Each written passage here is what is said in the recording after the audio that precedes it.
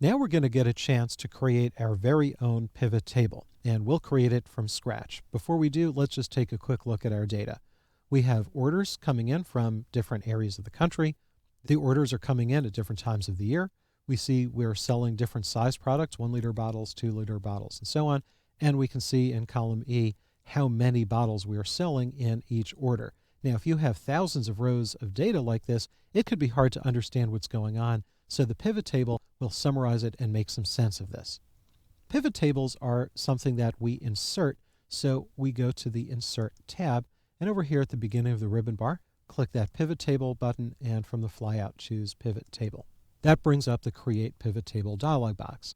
So the first thing is that Excel is correctly guessing where our data are. And you can see the first row, we have our table range is correctly listed over here. Now, we want to put the table on a new worksheet. You don't have to, but it's generally a good idea. Now, if you look down here in the lower left, we only have one tab in the worksheet anyway. So let's leave New Worksheet selected and click OK. So now you can see we still have our data. That's still here. And the pivot table is going to be on sheet 1. You could rename that if you want. So over here on the left is where the pivot table will go. And over on the right, we have the panel that will let us construct the pivot table. Also take a look at the ribbon bar.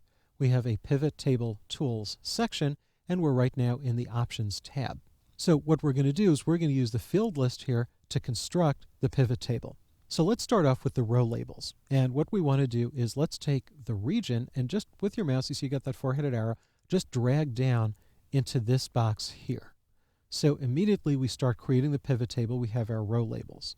Some of the other parts of that structure's disappeared. Don't worry, it's going to come back in a moment. Second thing we want to do is figure out our column labels. So the column labels will be the size of the product. So take the size and drag down here into the column labels. So now we have the basic structure of our pivot table. So the row labels are here, column labels are here. In the middle, this will be the volume. How many bottles are we selling?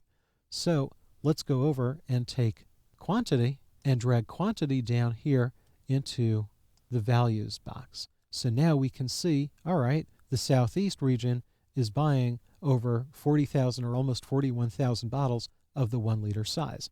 We can also filter this by month. So let's take month and drag that down here into Report Filter. So now we have that on the top. And if you've done this, congratulations, you're now the proud parent of your very first pivot table.